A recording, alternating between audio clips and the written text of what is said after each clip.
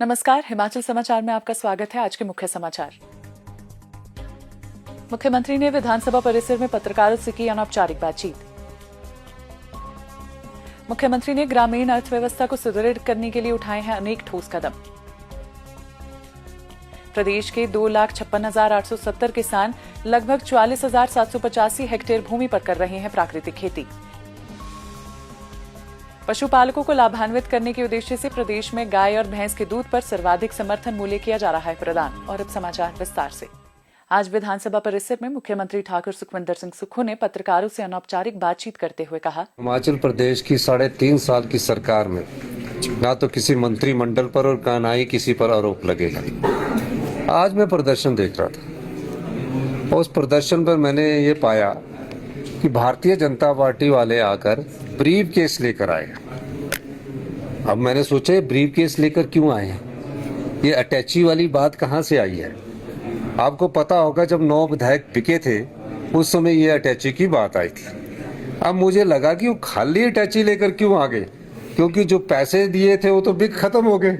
अब ये खाली अटैची लेकर आए। हमारे पर उंगली वो उठाए जो ईमानदार हो, वो उंगली मत उठाए जो भ्रष्टाचार में दिखे हुए लोग हैं। भ्रष्टाचार में टैची बांटने का काम वो लोग करते हैं। निश्चित रूप से अटैचियों की परंपरा भारतीय जनता पार्टी ने शुरू की है।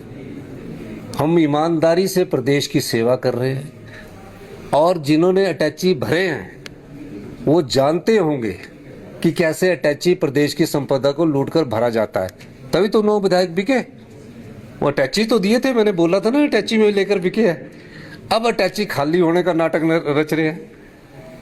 1 साल पहले ईडी ने नदौन में छापा मारा था जब विधानसभा के चुनाव थे।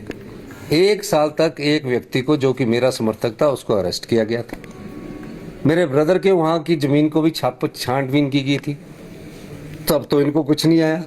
और आज भी ईडी इनके पास है, सीबीआई इनके पास है। हमारा दामन तो पाक दाव सामन है। अटैचियों की जरूरत उनको पड़ती है जो कस्टमाइज पैकेज लाते हैं। हमको अटैची की जरूरत नहीं है। अटैची की जरूरत उनको पड़ती है जो हिम केयर का घोटाला करते हैं, जो किट का घोटाला करते हैं, जो शराब के ठेकों की 4 साल तक नीलामी नहीं होने देते, उनको अटैची की जरूरत पड़ती है। तो ये लोग जो अटैची लेकर आए हैं, ये खाली अटैची लेकर आए हैं और कह रहे हैं कि खाली अटैचीज को भरो। ये सरकार तो आपके जितने भी भरे हुए टैची हो जनता की अदालत में लाएगी और जनता में बांटेगी। हम तो देने वालों में से हैं, जो अपनी संपदा और अपनी संपत्ति को भी देते हैं। एक भी व्यक्ति वो आरोप लगाए जो ईमानदार हो। हम लोगों ने भ्रष्टाचार के खिलाफ जो लड़ाई लड़ी है उसमें कुछ तकलीफ होना स्वाभाविक है। अभी तो कईयों के नाम आएंगे और फैक्ट्स के साथ आएंगे। आप प्याज के दाम से ध्यान बढ़ाने के लिए ये टैची, 2 टैची, 3 टैची, 5 टैची, 7 टैची, टैची तो हम बता रहे हैं ना इनको। जितने मर्जी टैची लाए, हिमाचल प्रदेश की जनता जानती है कि प्रदेश के हक की लड़ाई कौन लड़ रहा है। प्याज का दाम बढ़ गया, प्याज ही भर के लाते इन टैचियों में और जनता को बांटते थे तो ही अच्छा हो जाता।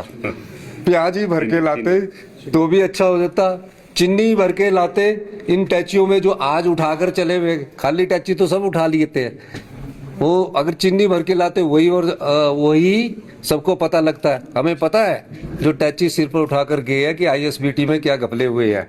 हमको ये भी पता है कि आईएसबीटी में किस प्रकार लैंड यूज चेंज किया गया है। हमको बहुत चीजें पता है। कुर्सी में बैठकर प्रदेश की संपदा को लूटने नहीं दिया जाएगा। हम सिर्फ हक की लड़ाई लड़ते हैं और हक दिलाते हैं। जो हक की लड़ाई लड़ता है ना, वो 401 करोड़ वाइल्ड फ्लावर हाल से नहीं जीतता।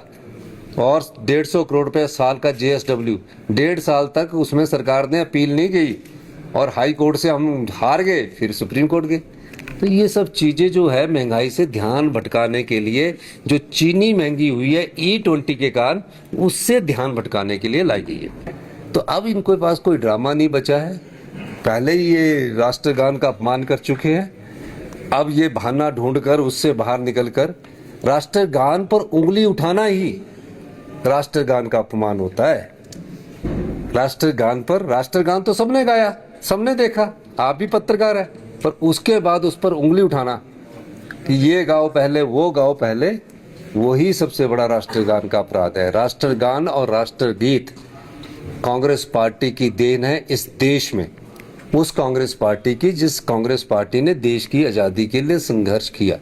जब देश में सुई तक नहीं बनती थी, पंडित जवाहरलाल नेहरू जी की सोच से सुई से लेकर जहाज तक बने, नीतियां बनी, ये सब कांग्रेस पार्टी की देन है। और 75 साल 78 साल जिस लोकतंत्र को हो गए, उस लोकतंत्र की भी जो नींव है वो बाबा भीमराव अंबेडकर के संविधान द्वारा मजबूत हुई है।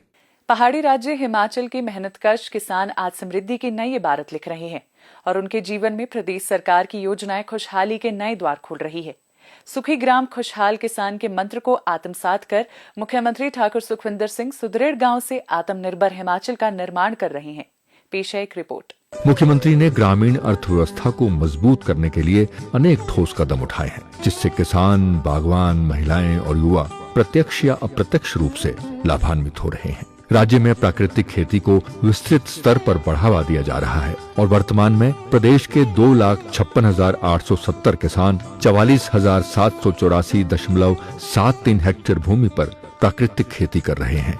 हिमाचल प्रदेश देश का पहला राज्य है जिसने प्राकृतिक खेती से तैयार की गई फसलों के लिए न्यूनतम समर्थन मूल्य प्रदान किया। प्रदेश में प्राकृतिक खेती से तैयार किए गए गेहूं की खरीद 80 रुपए प्रति किलोग्राम, मक्की की 50 रुपए प्रति किलोग्राम, कच्ची हल्दी की 150 रुपए प्रति किलोग्राम, पांगी घाटी की जौ की 80 रुपए प्रति किलोग्राम तथा अदरक की खरीद 30 रुपए प्रति किलोग्राम की दर से की जा रही है। सुखविंदर सिंह सुक्खू जी का धन्यवाद करना चाहता हूं, जिन्होंने कि हमारी प्राकृतिक खेती द्वारा उगाए गए फसलों की बहुत अच्छी रेट हमें प्राप्त हुए। मैं सुखविंदर सुक्खू जी का बहुत बहुत धन्यवाद करती हूँ, जिन्होंने प्राकृतिक रूप से हमारी बिजाई की हुई हल्दी 90 से 150 रुपए किलो और गेहूं 60 से 80 रुपए किलो और हमारी मक्की 40 से 50 रुपए किलो, जो हमारी आर्थिक स्थिति को भी बढ़ावा देती है। प्रदेश के जनजातीय क्षेत्र के गुणवत्ता युक्त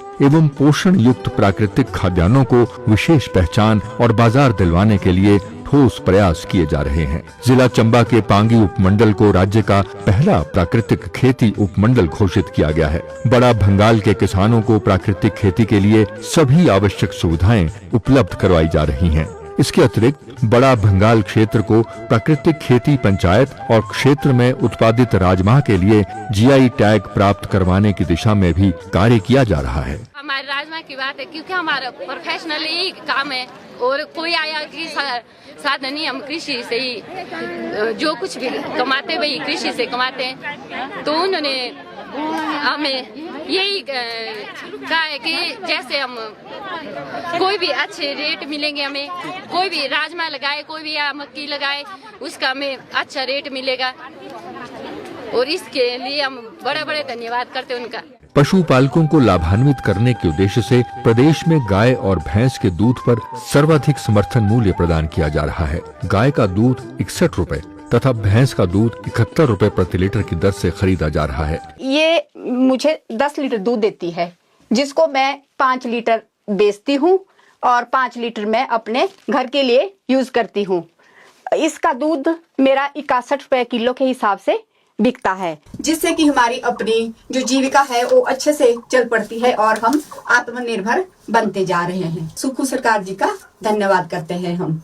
डेयरी क्षेत्र को बढ़ावा देने के लिए अनेक कदम उठाए गए हैं। प्रदेश भर में दुग्ध प्रसंस्करण संयंत्र स्थापित किए जा रहे हैं। कांगड़ा जिले के ढगवार में 250 करोड़ रुपए की लागत से निर्मित हो रहे अत्याधुनिक मिल्क प्लांट में विभिन्न तरह के उत्पाद तैयार किए जाएंगे। ये मिल्क प्लांट नवंबर तक बनकर तैयार हो जाएगा। इसके अतिरिक्त पशुपालकों से जैविक खाद और वर्मी कंपोस्ट की खरीद की जा रही है। बागवानी राज्य हिमाचल में प्रदेश सरकार ने बागवानों की यूनिवर्सल कार्टन की मांग को पूरा किया है, जिससे सेब को अंतर्राष्ट्रीय मानकों के अनुरूप बेचा जा रहा है। वर्ष 2025 में एचपीएमसी ने MIS के तहत रिकॉर्ड 98,540 मीट्रिक टन सेब की खरीद सुनिश्चित की है। हिमाचल के उत्पादों को अंतर्राष्ट्रीय बाजार में स्थान मिल रहा है। ऐतिहासिक रूप से पहली बार हिमाचल प्रदेश से ताज़ा चेरी और प्लम की निर्यात खेप ओमान पहुंची और वहां हिमाचली उत्पादों के लिए लोगों में खासा उत्साह देखा गया। 1292 करोड़ रुपए की HP शिवा परियोजना के तहत बिलासपुर, हमीरपुर, कांगड़ा, मंडी, सोलन और सिरमौर जिलों में